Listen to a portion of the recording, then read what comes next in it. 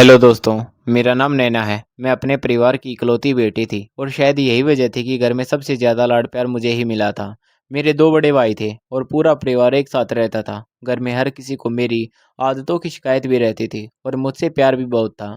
मुझे हर वक्त कुछ नया करने का शौक था। कभी मोहल्ले के बच्चों को इकट्ठा करके पढ़ाना, तो कभी उनके स्कूल बैग चेक करना। अगर किसी बच्चे ने अच्छा काम किया होता तो मैं उसे अपनी पॉकेट मनी से छोटा सा इनाम दे देती। गरीब और अमीर बच्चे में मैं कभी फ़र्क नहीं करती थी। मेरे पापा हमेशा कहते थे कि बच्चों को आगे बढ़ाने से बड़ा कोई काम नहीं होता। मेरी माँ हालाँकि मेरी शरारतों से परेशान रहती थी। वे अक्सर कहती थी कि एक दिन शादी के बाद जब ज़िम्मेदारियाँ आएँगी तब समझ आएगा कि ज़िंदगी केवल मस्ती का नाम नहीं है। मैं उनकी बात सुनकर हँस देती और फिर अपने काम में लग जाती। हमारे मोहल्ले में गौरव नाम का एक लड़का रहता था।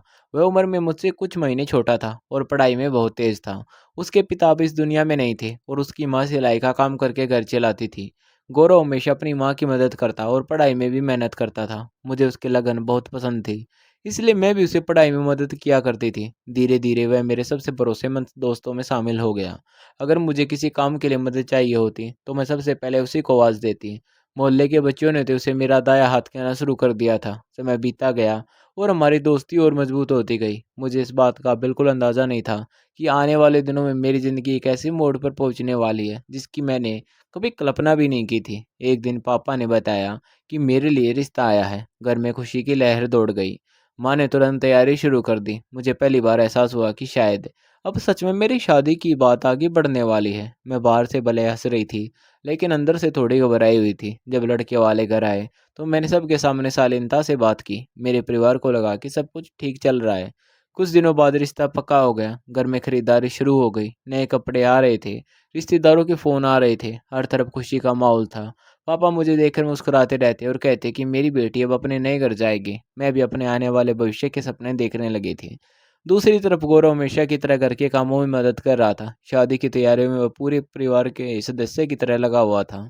मुझे लगता था कि वह सिर्फ मेरा अच्छा दोस्त है, लेकिन उसके दिल में क्या चल रहा है ये मैं भी नहीं जानती थी। शादी की तारीख नज़दीक आती गई और घर की व्यस्तता बढ़ती गई। हर दिन कोई न कोई नया काम निकल आता। कभी खरीदारी, तो कभी मेहमानों की सूची, कभी सजावट की बात, तो कभी खाने की व्यवस्था। सब कुछ ठीक चल रहा था। शादी की तैयारी जैसे जैसे करीब आ रही थी, घर की रौनक भी बढ़ती जा रही थी। रिश्तेदार एक एक करके आने लगे थे। आंगन में हर समय किसी न किसी की आवाज़ गूंजती रहती थी। माँ सुबह से रात तक काम में लगी रहती थी। भाभियाँ मेहमानों की देखभाल कर रही थी। मेरे दोनों भाई हर छोटी बड़ी व्यवस्था संभाल रहे थे। पापा के चेहरे पर थकान जरूर थी, लेकिन उनकी आंखों में अपनी बेटी की शादी की खुशी साफ दिखाई देती थी। मैं जब भी उन्हें देखती तो मेरे दिल में एक अजीब सी भावना पैदा होती। पहली बार मुझे एहसास हो रहा था कि बेटे की विदाई माता-पिता के लिए कितनी बड़ी बात होती है। गौरव भी इन दिनों घर का सदस्य बनकर हर काम में लगा हुआ था। कभी वह बाजार से सामान लाता, तो कभी मेहमानों को स्टेशन से लेकर आता। पापा को उस पर इतना भरोसा था कि कई ज़रूरी जिम्मेदारियां भी उसी को सौंप दी गई थी।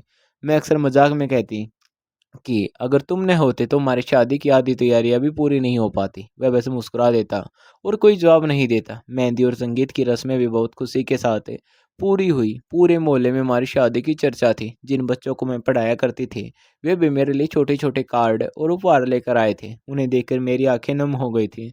मुझे लग रहा था कि मेरी ज़िंदगी का सबसे खूबसूरत समय आ गया है।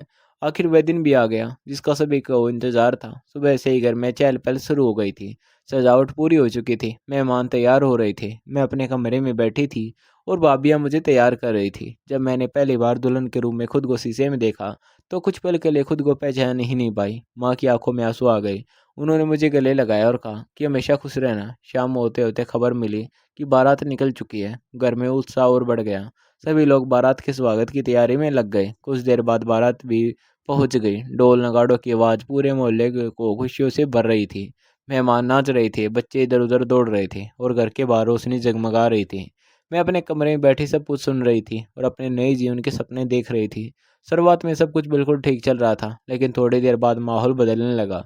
बाहर से कुछ ऊंची आवाज़ें सुनाई देने लगी। पहले तो किसी ने ध्यान नहीं दिया, लेकिन धीरे-धीरे आवाज़ें बढ़ती जा रही थी। मेरे बड़े भाई तेजी से बाहर गए और कुछ देर बाद उनके चेहरे पर चिंता साफ दिखाई देने लगी। मैंने भाभी से पूछा कि क्या हुआ, लेकिन उन्होंने बात टाल दी। थोड़ी देर बाद माँ भी घबराई हुई अंदर आई। उनके चेहरे का रंग उड़ा हुआ था। मेरा दिल जोर-जोर से धड़कने लगा। आखिर बाहर ऐसा क्या हो रहा था? तभी मुझे पता चला कि कुछ ज़रूरी सामान समय पर तैयार नहीं हो पाया था और इसी बात को लेकर लड़के वालों ने नाराज़गी जतानी शुरू कर दी थी। बात समझाने की कोशिश की गई, लेकिन उनकी नाराज़गी कम होने के बजाय बढ़ती चली गई।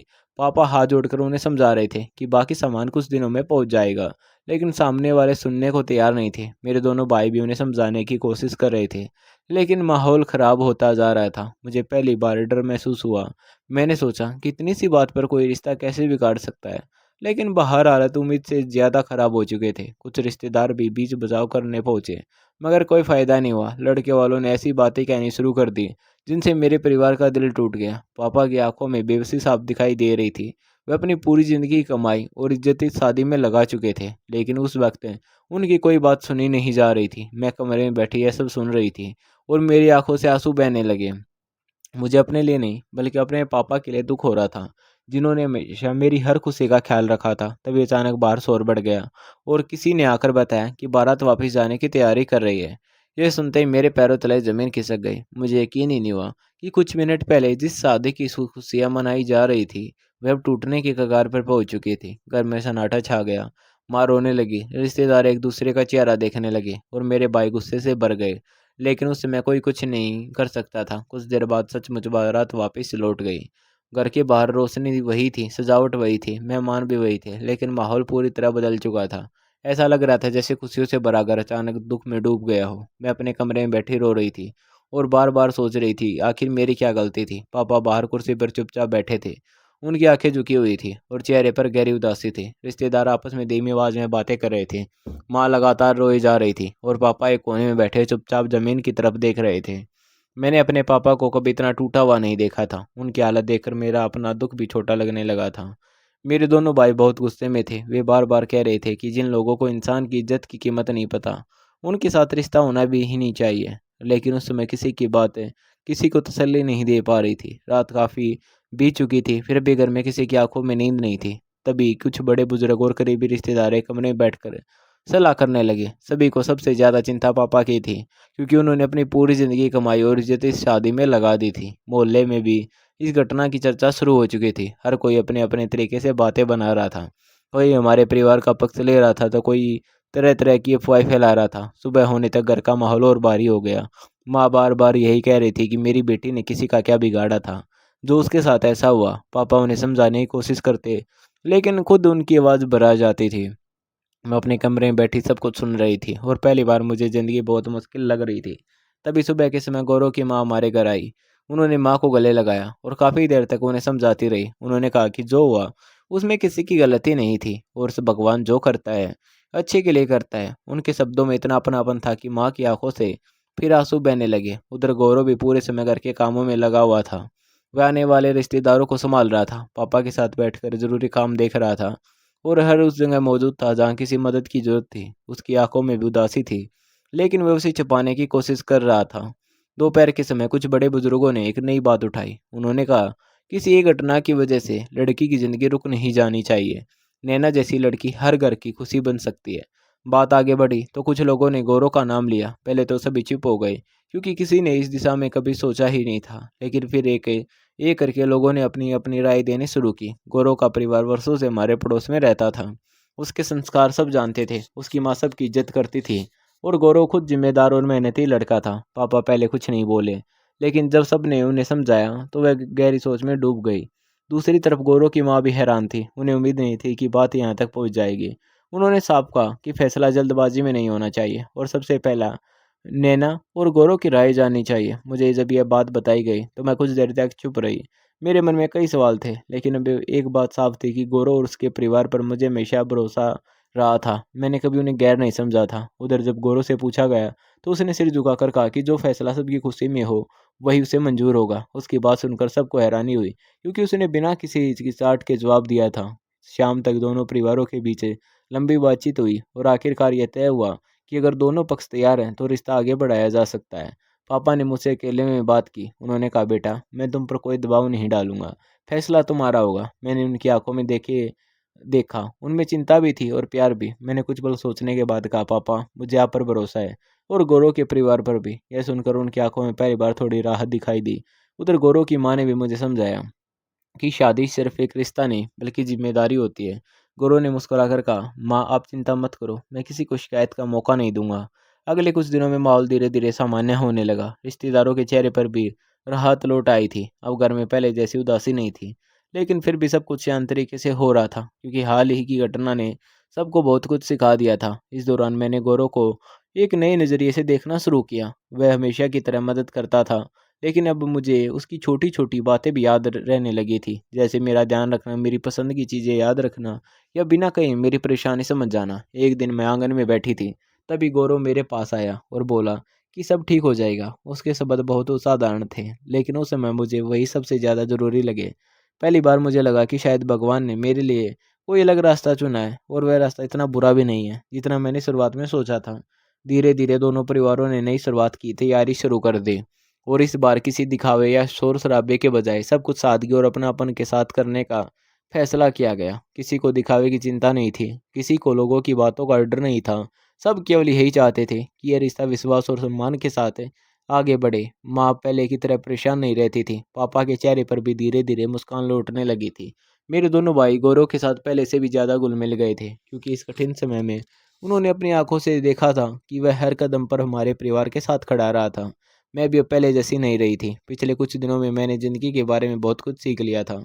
मुझे एहसास हो गया था कि खुशियाँ केवल बड़े सपनों या दिखावे में नहीं होती, बल्कि उन लोगों में होती है जो मुश्किल समय में आपका साथ नहीं छोड़ते। एक शाम मैं घर की छत पर बैठी थी। मौसम बहुत सुहाना था, हल्की हवा चल रही थी और दूर आसमान में सूरज डूब रहा था। तभी गौरव वहाँ आ गया। कुछ देर हम दोनों चुपचाप खड़े रहे।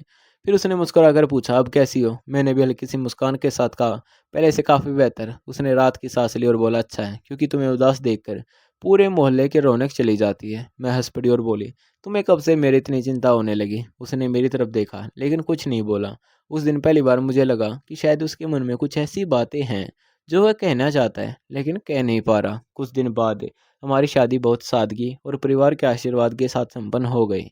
इस बार न कोई शोर था, न कोई दिखावा था, लेकिन दिलों में सच्ची खुशी थी। विदाई के समय मैं फिर रोई, लेकिन इस बार मेरे आंसुओं में डर कम और उम्मीद ज़्यादा थी, क्योंकि मैं किसी अनजान घर नहीं जा रही थी, बल्कि उन लोगों के बीच जा रही थी जिन्हें मैं वर्षों से जानती थी। गोरों की माँ ने मुझे बेटे की तरह गले लगाया, नाना नानी ने दुआएं दी, और पूरे घर ने मेरा स्वागत ऐसे किया जैसे मैं पहले से ही उस परिवार का हिस्सा रही हूँ। शादी के बाद कुछ दिन बहुत जल्दी बीत गए। मैं नए माहौल में खुद को डाल रही थी, और हर दिन मुझे महसूस होता था कि यह परिवार सच में दिल से मेरा अपना है। गौरव हमेशा मेरी मदद करता, कभी किसी बात का दबाव नहीं डालता, और हर छोटी बड़ी बात में मेरी राय पूछता था। उसकी यही आदत मुझे सबसे ज़्यादा पसंद आने लगी थी। एक रात हम दोनों घर की छत पर बैठे थे, चारों तरफ शांति थी। तभी मैंने उसे पूछा, एक बात बताओ, जब मेरी शादी कहीं और तय हुई थी तब तुम्हें कैसा लगा था? उसने कुछ पल मेरी तरफ देखा, फिर हल्की सी मुस्कान के साथ बोला, सच सुनना चाहती हो? मैंने सिर हिला दिया। वह बोला, उस दिन मुझे लगा था जैसे कोई मेरी सबसे कीमती चीज़ मुझसे दूर जा रही हो। मैं कुछ देर तक उसे देखती रह गई। उसने आगे कहा, मैं बहुत समय से तुम्हें पसंद करता था, लेकिन कभी कह नहीं पाया, क्योंकि मुझे डर था कि कहीं हमारी दोस्ती भी ख़त्म न हो जाए। तुम हमेशा मुझे अपना सबसे अच्छा दोस्त मानती थी, और मैं उसी में खुश रहने की कोशिश करता था। मैंने हैरानी से पूछा, तो फिर कभी बताया क्यों नहीं? उसने हंसते हुए जवाब दिया, क्योंकि तुम इतनी व्यस्त रहती थी कि शायद मेरी बात सुनकर भी हंस देती। मैंने भी मुस्कुराते हुए कहा, हाँ, हो सकता है। वह बोला, जब तुम्हारी शादी की तैयारियां चल रही थी तब मैं हर दिन खुद को समझाता था कि तुम्हारी खुशी में ही मेरी खुशी है, लेकिन दिल फिर भी नहीं मानता था। उसकी बातें सुनकर मेरी आंखें नम हो गई, क्योंकि पहली बार मुझे एहसास हुआ कि किसी ने बिना किसी उम्मीद के मुझे इतना समय तक चाहा था। मैंने उससे कहा, अगर ये सब पहले बता देते तो शायद मैं तुम्हें नए नज़रिए से देखती। वह मुस्कुराया और बोला, शायद किस्मत चाहती थी कि तुम यह बात सही समय पर पता चले। हम दोनों कुछ देर तक चुप रहे, फिर मैंने धीरे से कहा, धन्यवाद। उसने पूछा, किस बात का?